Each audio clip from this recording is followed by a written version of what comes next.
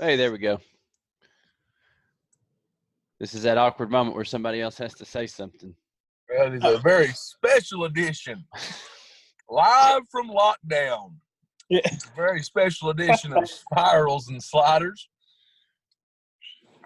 Timmy and I have video going, and Murr joins us from the dark. Yeah. We're coming live from remote locations here.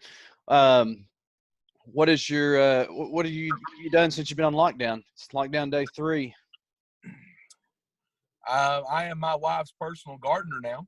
I have listen, I have trimmed every hedge in that yard. I have cut down trees. I have dug up a bush. I have planted flowers, remulched the flower bed, mowed the yard. And I'm not being paid for any of it. So you've done more work on lockdown than you do whenever we're at school. I think that's fair. Professionally, politically speaking, it's a different kind of work. It's more labor intensive, I will say, because you're always going to get a political answer out of me. So it's more labor intensive and far less intellectually strenuous. That's good. I'm just proud of you for saying intellectual. Hey, I know a lot of big words. Yeah. A lot of people go to college for 7 years. Yeah, they're called doctors. I have a feeling Murr hasn't moved from his recliner in the past 3 days, and he's stuck. That's why. Yep. Murr can't join us on video because he has got his arm stuck in the side of the recliner, reaching for the remote that he dropped 3 days ago. Well, that is completely inaccurate. Because fake news. Fake news. Yeah, I do have the lights out because I want the puppy to think that it's time to nap so that she's not barking during this whole thing. But for me, no, I've been doing a workout twice a day here at the house because going to the gym is not social distancing. Although Timmy's probably been every hour on the hour. They closed us down. I've had to stay at home. Okay. So I've got a couple workouts that I'm doing twice a day at the house and cooking some keto kind of stuff and went through a bullpen session out in the backyard with Caleb yesterday and just honestly, man, just having fun, playing some Madden with the boys and staying at home, staying away from people. Tim, I'm sorry to hear about your gym. Let me okay. extend the invitation for you to come up work out with me and the elderly at Snap Fitness. You are more than welcome to join me in Jonesboro on the reg. So I'm gonna have to hard pass on that one. They won't have his CrossFit rings. That's true. Oh, see, I'm still a Russian cycle old school guy. Yvonne likes to lift the heavy stuff, so. If he dies, he dies. Yep. So I've basically sat to talking to my dogs for the past 2 days, trying to establish social distancing, and that hasn't worked. And then I stared out the window, and then I mowed the yard, and that's it. And I talked to you clowns. Well, that was the best part of your day. Which is very talking to us is very similar, like to talking to your dogs. So it is. And Murr's always in my personal bubble anyway, so that process, kind of equals it. That process continued. I just don't lick your face. At least not from your house. At school, I've seen that a couple times. So I guess we better get going on this thing because at some point people are going to stop listening. Special editions of Spirals and Sliders today. Obviously, the most important thing is Tom Brady leaving. No, I mean the coronavirus. Yes, the coronavirus. Obviously has us quarantined and going a little stir crazy. So we're going to try and amp up the amount of times that we do this podcast over the next couple of weeks. But initial reactions when you started to see with the NBA suspending their season and then all the other ones following suit. For me, it was utter depression because when the NBA shut down, I was in a hotel in Pooler, Georgia on my way to a spring training game to watch the Yankees. And I knew that that was the first domino, and I was just waiting for the MLB to follow suit. And so no spring training game for me, although probably a blessing because now 2 Yankee prospects have the coronavirus. So probably dodged a You were where? proverbial bullet there. What? You were where? Pooler, Georgia. Pooler. What kind of Walking Dead, Mad Max Beyond Thunderdome, Deliverance town is that? Where? It is. It's a town just outside of Savannah. It's so a you town have to, barely. Yeah, it's actually right. Was Andy It's Griffith actually the right off the sheriff? interstate, huh? Was Andy Griffith the sheriff? And did Gomer and Goober change your tire for you? No, we drove the new Pooler. car. We didn't need we didn't need new My God, tires. every family vacation should make a stop in beautiful Pooler, Georgia. Wow. Okay. No, I mean I'm with you, Merman. It was like a domino effect. You saw one go, and just kind of some of those games you saw people in the stands. Mark Cuban getting the message in the stands, and it was shut down. The biggest NBA game that stood out to me was the Atlanta game when they made the call to shut it down, because that is very likely the last time you're going to see Vince Carter. Yeah, that's a shame.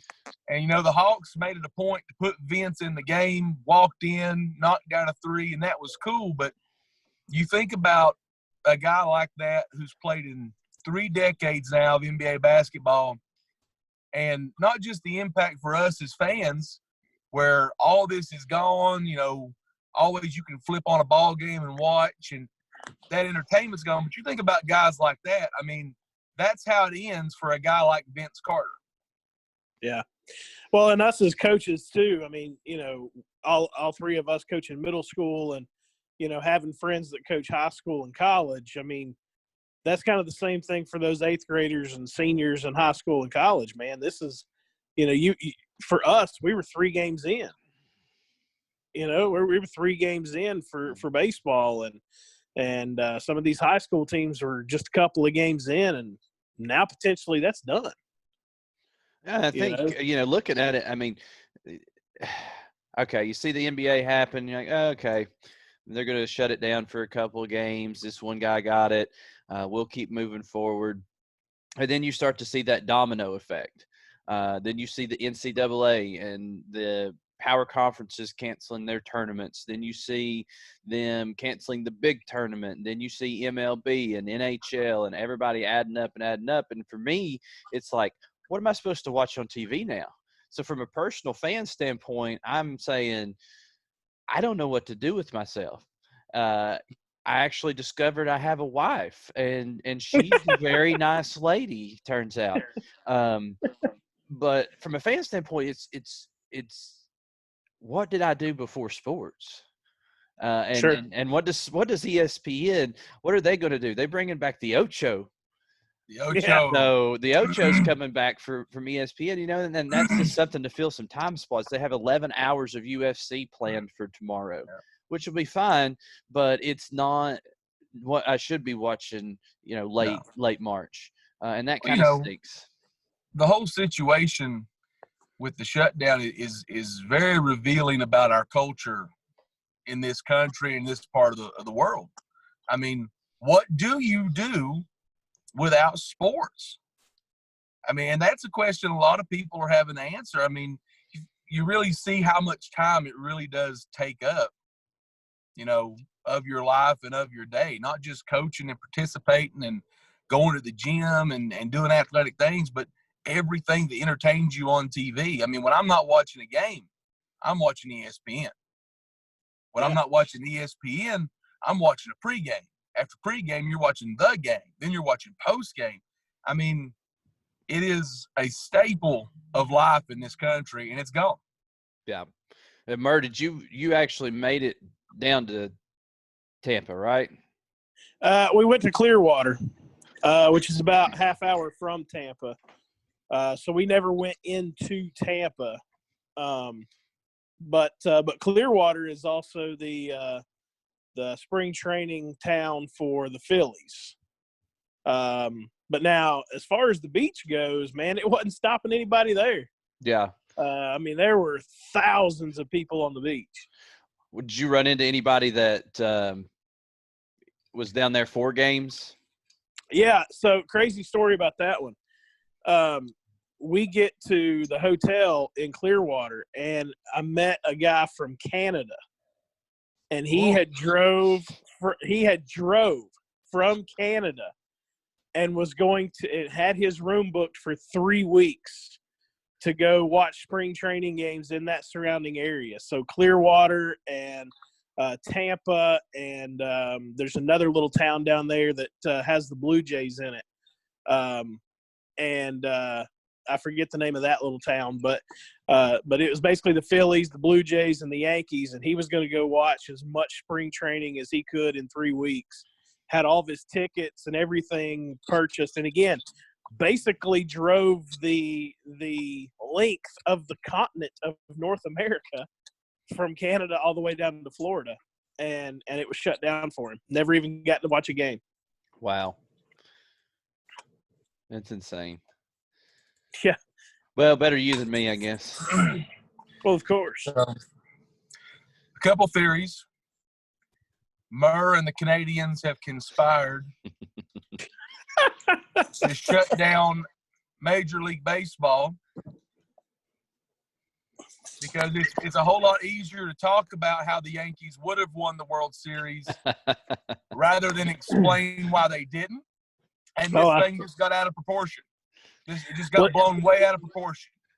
Listen, Josh, I would have probably had as much fun watching the Red Sox lose probably 90% of their games. You don't know that now. That's just a hypothetical. Listen, let me say this first. While ragging on Murr about the Yankees, I did take the Yankees this year to win the series. I am taking the Yankees, not that that's on our show today, but I am taking the Yankees to win the World Series again this year. I'm a believer in that roster. So okay, back to more of a sports-oriented idea with this coronavirus. Let's take a look at baseball. What happens next? So let's say July or June, because right now they're saying May, is when they're looking at opening day. So July is normally the All-Star break. Do they still have the All-Star break in July? Do they just play a shortened season like they did that year with the NBA strike? I think it definitely has to be a shortened season. I mean, it has to be a shortened season. You're not going to get 162 games in with injuries and rainouts. And, as far as the Players Association goes, I wouldn't stand for that if I was representing the Players Association. You're going to try to squeeze 162 in. That's hard enough as it is. Yeah, it's not going to happen. Guys, no, that's going to play a shortened season. And if you push the start of Major League Baseball back, you have to push the All-Star break back as well. You don't have enough numbers or enough stats to be able to select that team. So we potentially have the All-Star team or All-Star game in like August. I think so. You can see that happen. And then your playoffs start in October. Wow, that'd be crazy. Yeah. That is less time for Judge and Stanton to get hurt. Roger that. Look at it from every angle, baby. That's right. Theory number 2. Marty is not actually at his home. He's in Tim's bathroom right now. And the first theory is more of a joke. Canadians are good people, and Murr would have never orchestrated anything like that. I'm not a socialist. Number 2, I think, is very feasible. He's in your bathroom right now. I'm just saying. If he's in my bathroom, I'm not going in there. Okay. Want you to know. Not a chance. So I'm just going to have to enable the video to prove to you all that I am sitting here. Listen, you don't have to do that. Don't feel obligated. Okay. I'm just trying to help you all out so you don't have to see my ugly face. Grow a beard. Yeah. Grow a beard. It helps. Grow a beard. Well, I had one, but then CDC told me I needed to shave it to prevent getting coronavirus while I was traveling. I've heard that. Well, a man's got to draw a line somewhere. Oh, well, anyways, moving on. We don't have a whole lot of sports to talk about. We do have NFL free agency to look at here. And I think the one topic that everybody wants to hear us talk about is Case Keenum to the Browns. No. I want – let's just go ahead and start off with to this the Colts. Let's go ahead and start this one off with Brady to the Bucks. Yeah, let's start with the big enchilada. Brady to Tampa.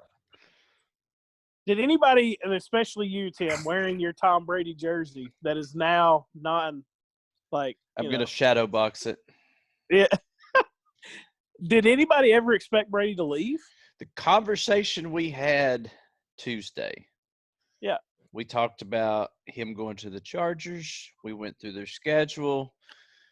We said, we don't even need to look at the Bucks. Don't even worry about looking at the Bucks. Okay, well, let's just do it for fun. Okay, we have them at 7-9, 8-8 best, but we don't need to worry about that. And then you go and you hear, guess what? Where he goes. Guess what? He's going to the Bucks. But it makes sense. It makes sense from a perspective of Tom Brady. It's warm. He doesn't have to worry about the cold. He has Godwin and Evans and probably Antonio Brown coming down there. He has O.J. Howard at tight end. They solidify that with a decent running back. They have a decent shot. Although the NFC South is loaded for bear at this point. You Panthers are probably the weakest in the division, but they're not that bad. So I don't know. It makes sense, though. It makes sense that he wants to go down there and play. Well, you have to figure, too, that – I never believed Tom was going to go anywhere that wasn't going to allow Tom to call the shots in that huddle. It wasn't going to be, well, we need you to learn this playbook and we need you to do this. Peyton Manning went to Denver and John Elway sat down with him and helped him become a game-managing quarterback late in his career. That's not Tom Brady. He's not that guy. These are two polar opposite situations, and he was always going to go somewhere that was going to allow him to do his thing. Tampa's that place, and I think the big thing for Tom, and, Tim, this is a Patriots fan, the knock on Brady has always been, the excuse has always been, you're a system guy. You're not really the greatest quarterback of all time. You're a system guy. If it wasn't for your system and Belichick, you'd have nothing. So this is a chance for Tom Brady, and you can read his tweets and kind of see he's alluding to that, to kind of go out there and prove. I mean, if he's successful in Tampa, the discussion's over. For a lot of people, it already is. But if he's successful in Tampa, if he wins the South, if he gets to the NFC title game, if he's productive like that, God forbid he get to a Super Bowl. But if he does that, that's a chance for him to really make a mark on the NFL. What does a guy with 6 Super Bowl rings and a legend like Tom Brady, what does he do next? He proves that he can do it anywhere, and Tampa gives him that opportunity. Well, he's not a system guy. Just to clarify that, he's not a system guy. But every quarterback has a system that they're comfortable in playing in. And Sure. Byron Leftwich is the offensive coordinator in Tampa.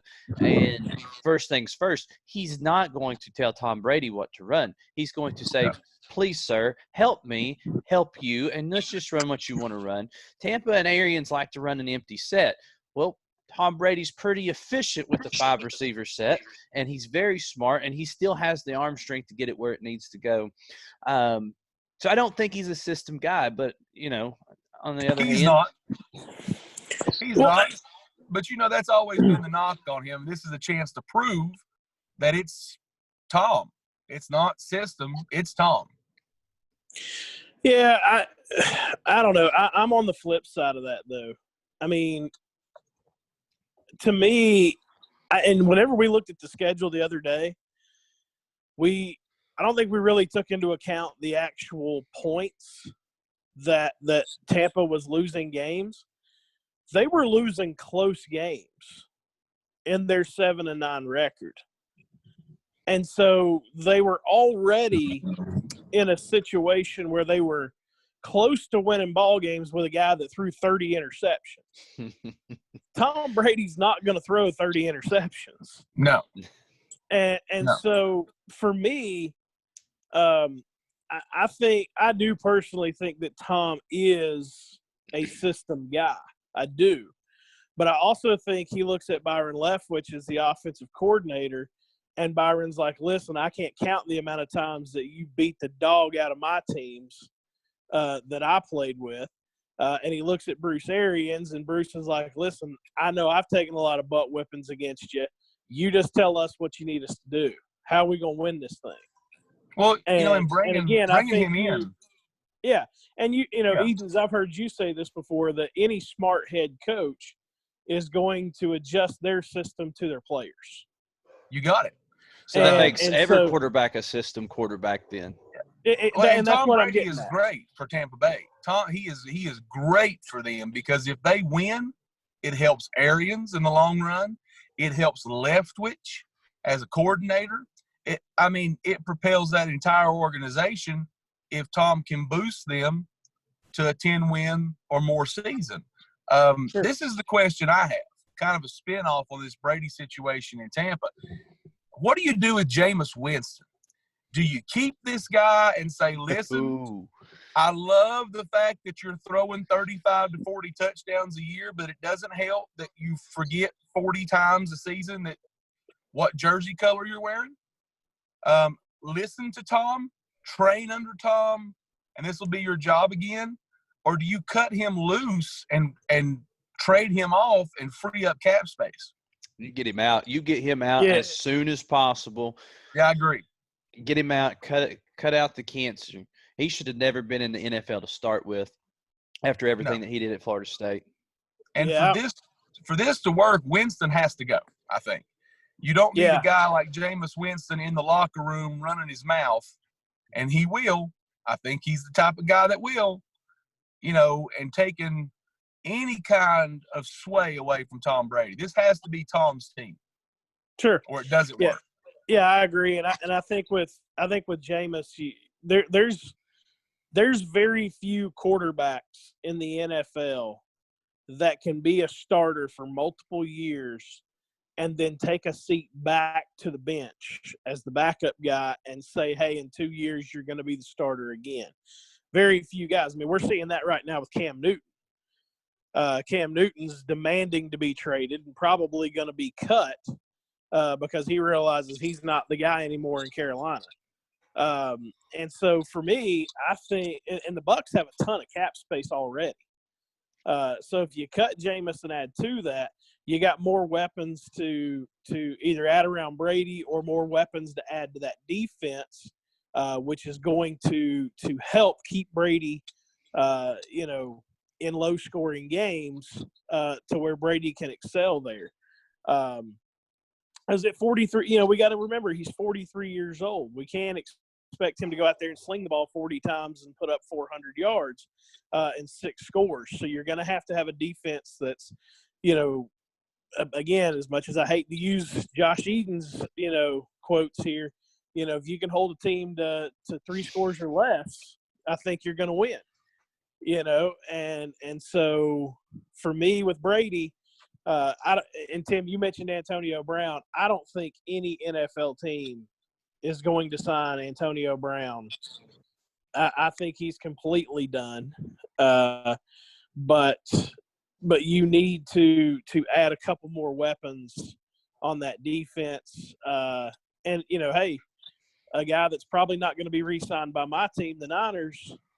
You got Emmanuel Sanders out there that's a solid pass catcher that could add to that receiving core too.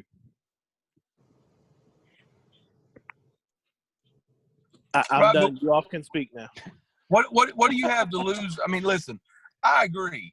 Antonio Brown should not be signed unless he comes with one of those monkey leash backpacks that I see at the mall all the time with that firmly attached to Arians' wrist so he can monitor him at all times. And when he goes on the field, it goes on Tom's wrist.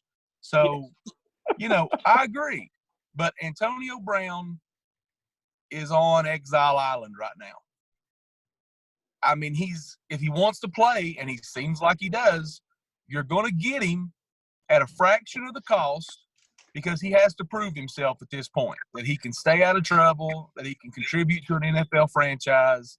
So if you're going to get him at rock bottom dollar, if anybody can help control this joker, it's Tom Brady. So what do you have to lose by bringing him in early and saying, if you mess up, you're gone? The only issue with bringing in Brown is I don't know that there's enough football to go around with Evans and Godwin already there. And I think that it probably creates more controversy than it's actually worth. Now, if the Patriots are actually serious and want to totally blow the thing up, then you've got the possibility of Edelman going to the Bucs. He's got 1 year left on his contract, so if they are serious about starting to build it around Stidham, then that might be something they looked at, and Edelman would be more than happy to go play the slot. Yeah, and Josh, I'm gonna have to disagree with you on something. You had mentioned that Antonio Brown proven that he can stay out of trouble and could produce. Listen, the minute that Antonio Brown puts cleats on, he's going to be one of the top 5 wide receivers in the league. So I don't think he has to prove that he can produce. It's just that he can stay out of trouble. Right. And given the last 2 years, he hadn't been able to do that. Now, there is another guy floating around out there that has made a plea to come home, and don't know if that's going to happen or not. That's Dez Bryant. Well, his was more of an injury situation. It is, but he is floating around out there, and he is working hard and says he's game ready.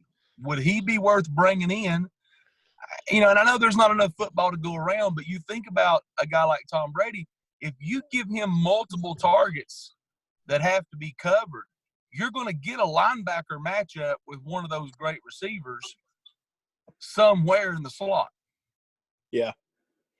You give Brady that, and he'll pick you apart. So not necessarily bringing in another receiver to give him his time and give him his due in the ball, but, hey, if you want to play, we got a space here with the Bucs. Extra target for Tom. Somebody's getting loose in that offense as it is. You bring in a third guy, I mean, it's Brady in the backyard playing catch. Yeah.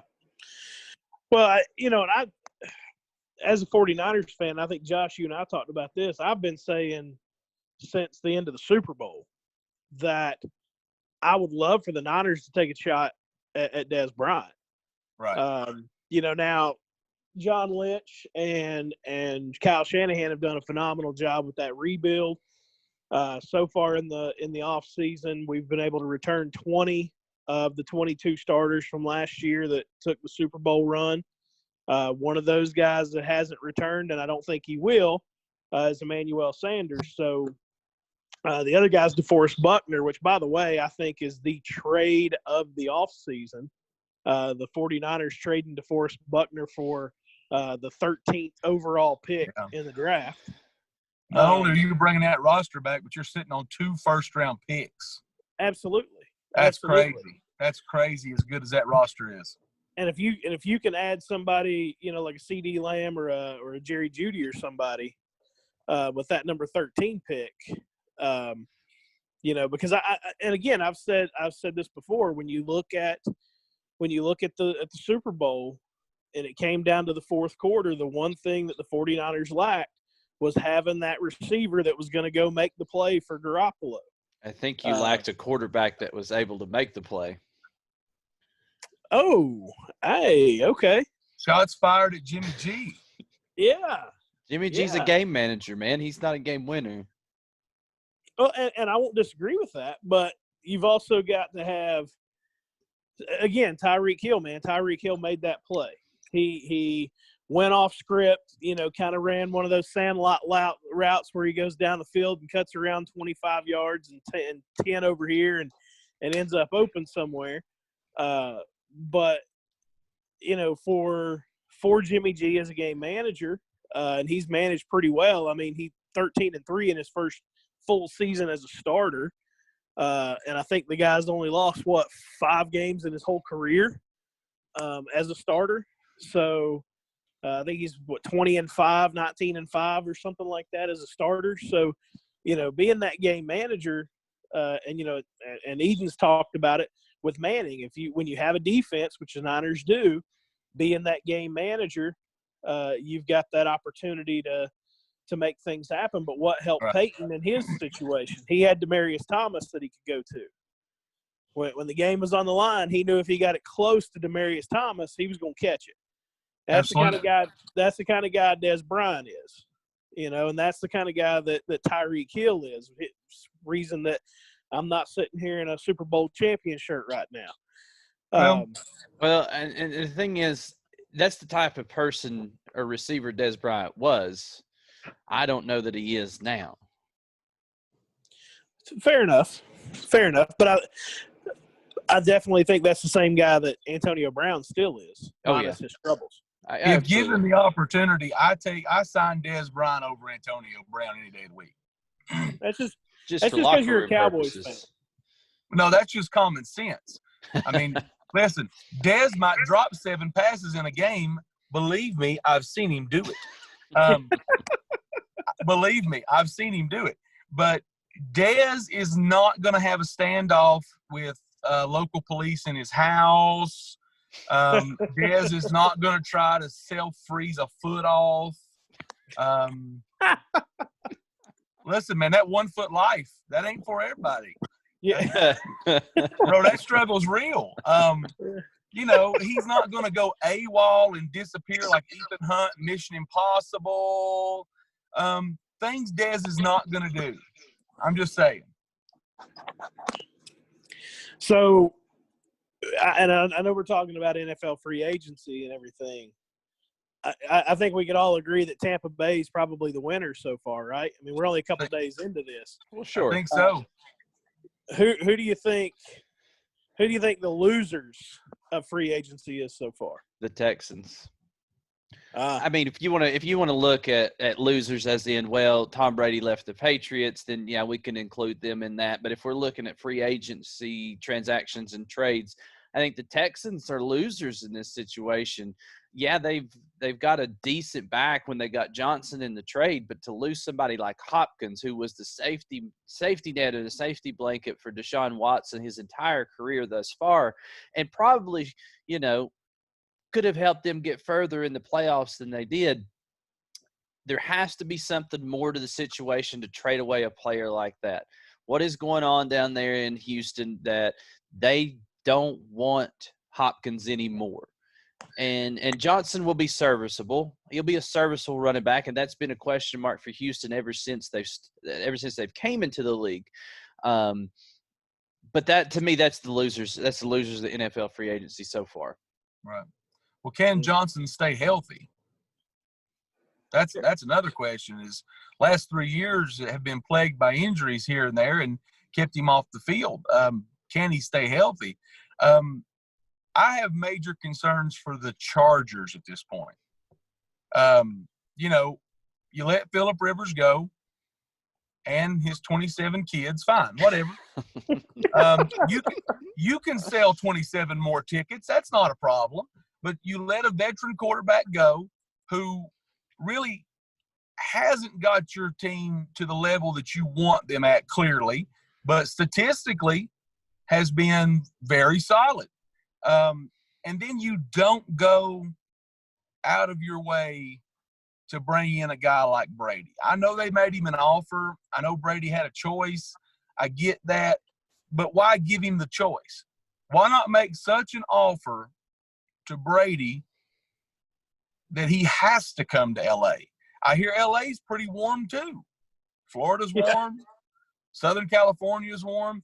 How do you not make that man an offer that just completely blows Tampa out of the water? Then you could draft a quarterback. You could bring a quarterback in.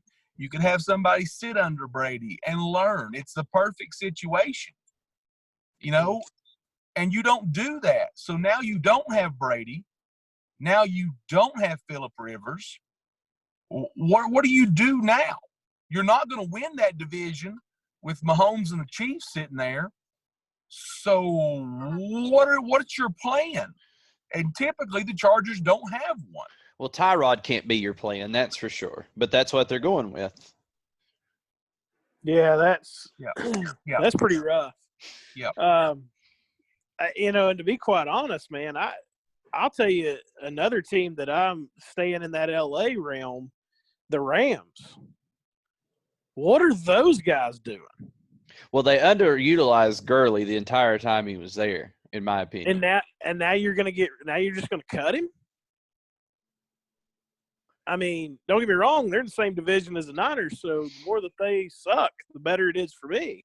Right. But I mean, what are you doing out there? I mean, you go from Super Bowl playing pretty close game against the Patriots, losing to, the best coaching and quarterback combo ever. Just going to throw that out there. Glad that's recorded. Reminds you. But, you lose to Brady and Belichick. No shame in that. To the next season, you're not even in the playoffs, and now you lose your best running back. I mean, and you don't lose him because you didn't want to pay him. You cut him. And maybe that's why they cut him, was because they didn't want to pay him. And not to mention the trade that they made last year that basically has ruined their draft for the next 2 years for Jalen Ramsey. Well, that's a very valid point in that you overpay for Goff. I mean, he's a good but not great quarterback, but you give him a huge, huge contract. Then you make the trades and you do not replenish your roster in the draft. Other than Cooper Kupp, who have you gotten in the draft that is a productive member of your team? You haven't. And that's the problem with the Rams, and that's where their downfall's coming from. Yeah. Well, I mean, Gurley was a draft pick for the Rams, but now you've cut him. And you have no value to show for that draft pick no longer being on your roster. If you look at the West, I mean, let's look at the Rams for a second. You play the 49ers twice. You going to win? No. No, you're not. You play the Seahawks twice. You going to win? Nope. No, you're not. So now you got 4 losses in conference, and I'm going to go out here and say this. I personally take the Cardinals at the very least to get a split with the Rams. Absolutely. Now you're 1-5 in division. You're 1-5 in division. What are you doing? Like, not going to the playoffs. That's what you're doing. Do you think that the ownership for the Chargers and Rams just got together and said, hey, listen, this will be hilarious. Let's completely blow up our organizations and just see which one of us can get the first-round draft pick next year. See which one of us get the highest draft pick. Let's just lose this year. The whole trying to win thing hasn't worked. Maybe if we do the opposite, it'll work out better.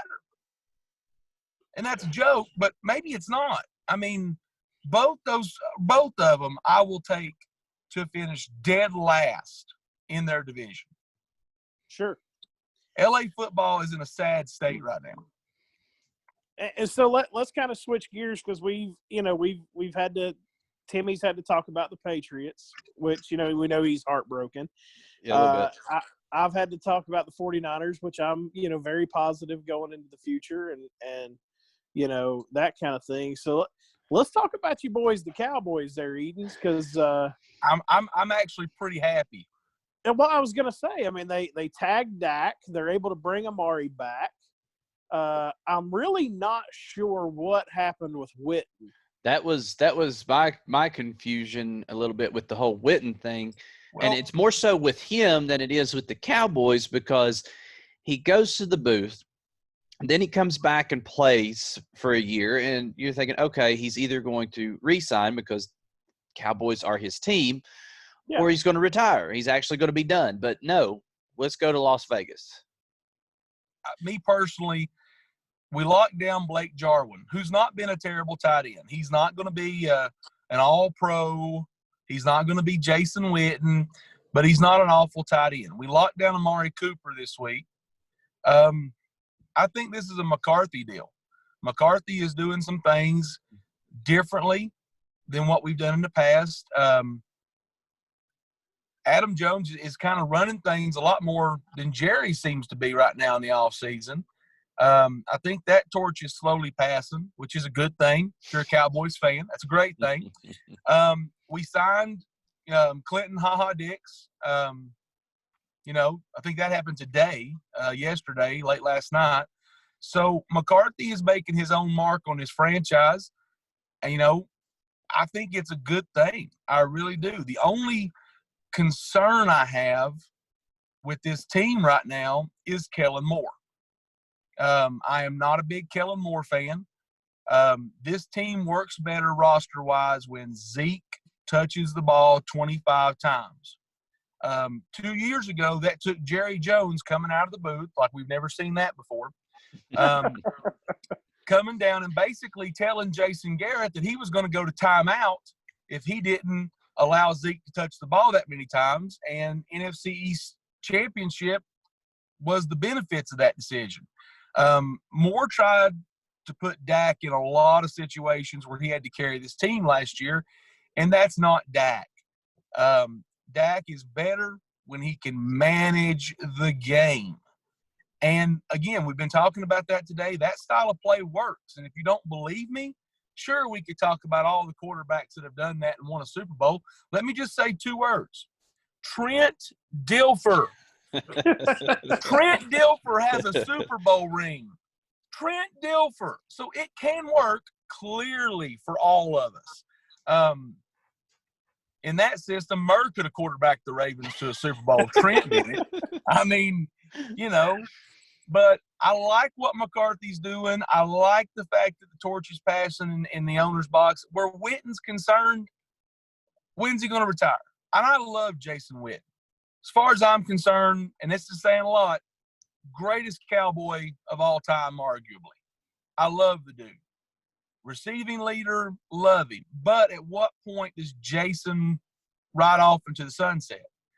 And I think that's what happened. I think he didn't get the attention from the Cowboys that he thought he was going to get. It's understandable. You got to part. Well, look at Brady. You got to part ways at some point. Nothing lasts forever. You lock down Jarwin. You seal that up. You now turn your concerns to defense with this draft, and hopefully for the rest of free agency, because we have some holes to fill there. But Witten's got a desire to play, and if he's not going to be the guy in Dallas, hey, enter Chucky and the Raiders to bring the guy in and give him a shot. I say a shot. He's a Hall of Famer, but he wants to play. The Raiders facilitate that opportunity, and the Cowboys get to move in a new direction. Kind of staying on the whole quarterback situation here, and we'll kind of tackle these 3 all together since they're not huge topics, but you have Foles to the Bears, you have Keenum to the Browns, Bears. And you've got Mariota to the Raiders. Do you see any 3 of these quarterbacks replacing the starting quarterbacks of the teams that they're on? Mariota? Case Keenum, yes. I think Keenum is a ton better than Baker Mayfield. I think he has more common sense. Baker will throw a ball in the double coverage trying to make a play. Keenum at least has enough experience at this point that, again, that's another game-managing quarterback. I agree with Marty. I think Keenum may take that job by week 5. I think Mariota definitely takes the starting job in Oakland just because, for whatever reason, Gruden hates Derek Carr. Mm-hmm. But I think Derek Carr's a better quarterback. I think he is too. I think Derek Carr should keep that starting job, but in all 3 of these aspects, you don't go out and get a starting quarterback as a backup. No. The Bears don't trust Trubisky. Foles starts week 1. Absolutely. Foles starts week 1. Yeah, guaranteed. And so I think in all 3 of these cases, you don't go out, you don't go out and get a starting quarterback just to have another, guy on the bench. So in all 3 cases, all 3 of those guys are starters.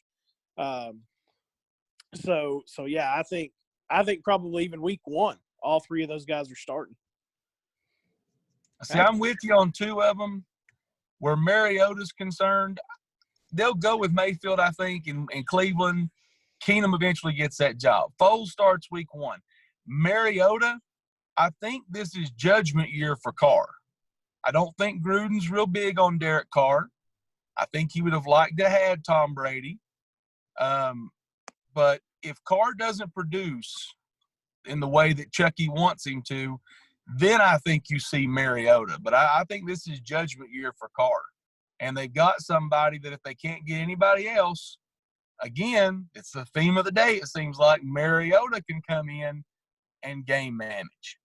Yeah, he can come in and game manage, and he's also available to run the option, whereas Carr is not as mobile as Mariota is. And then you've got Jacobs in the backfield for Las Vegas, and I think that's a more threatening lineup than you have with Carr in there. But I do think Carr's a better quarterback, and he'll land somewhere. Which leads me to the next question: is where's Cam going? The house. I'm gonna step out on a tree branch, knowing that it might break, because I'm a big boy. Cam Newton to Detroit. Oh, I think Stafford really wants out of Detroit. It's been noted that his wife wants him out of Detroit. And in Belichick fashion, Kraft's been known to do it. They make moves. They make things happen. I don't see the New England Patriots sitting on their hands for a year and saying, well, if we don't make the playoffs, that'll be okay. No, that's not what Boston does. That's not what New England does. New England will make a move for Matt Stafford. I hope so. The Detroit Lions will bring in Cam Newton, who late in his career would love to play inside a dome. I don't think anybody wants Cam Newton. Listen, I was in Charlotte. Nobody wants Detroit. What? The only place worse than Detroit is Cleveland. And at least Detroit gets to play inside. I was in Charlotte for the ACC championship game with Clemson and Virginia. And I'm walking around the mall of a shopping center thing over there in Charlotte. And I walk into this the sports store that had hats and jerseys and such. And I see these big signs on every jersey rack that said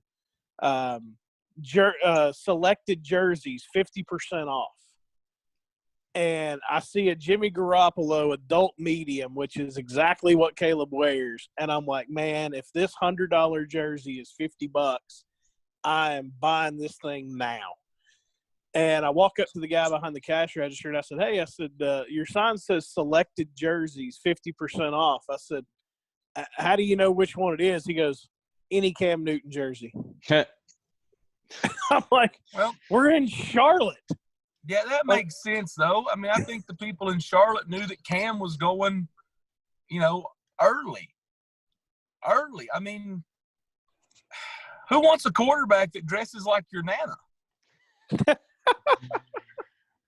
I would love to have Stafford in New England. I think he needs it. He needs it at this point in his career, and we need a quarterback that can try to fill Brady's shoes. So if that was to ever happen, that would be fantastic. I think realistically, if we're looking at Cam hitting another team, I think he follows Riverboat Ron and goes to Washington, and then Haskins follows him after a couple of years.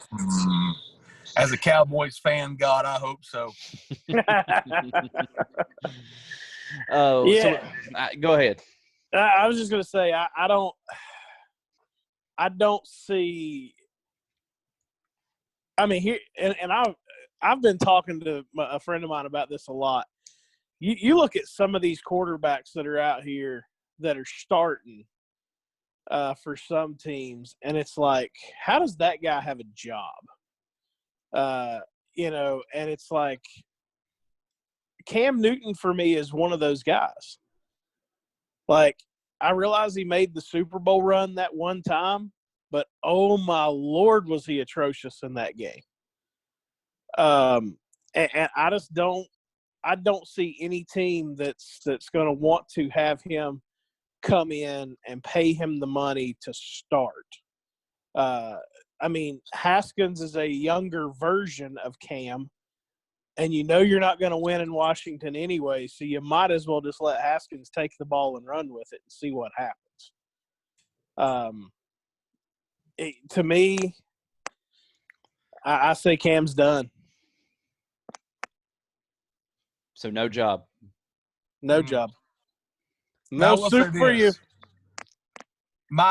My prediction is the Detroit deal with Stafford to New England and Cam lands late in Detroit. But without something like that happening, I think Tim makes a lot of sense.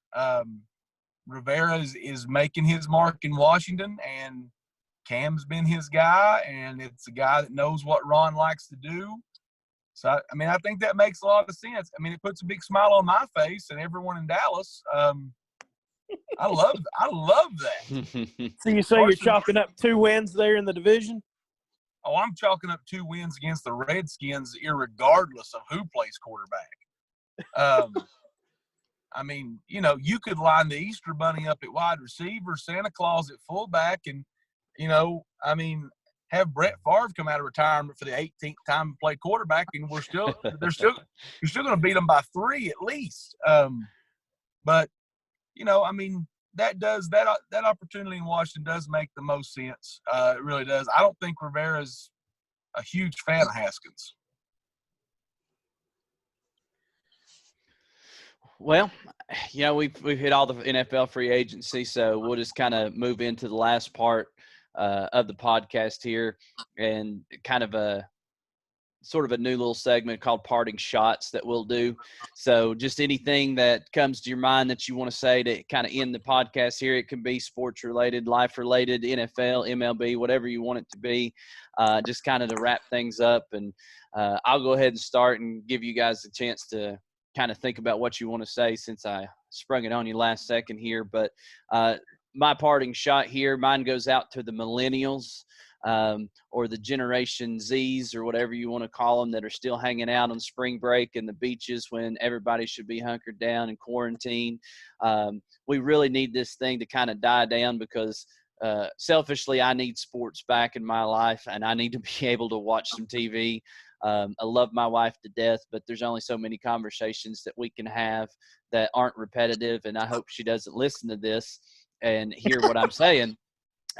But I think as big as this coronavirus thing is, fortunately, we haven't been affected locally with it to the extent that other people have. But that's my parting shot. Go ahead, Edens. Tim, I will say that honesty is a great form of love, and your wife should appreciate your candor. You know, shouldn't be mad at you.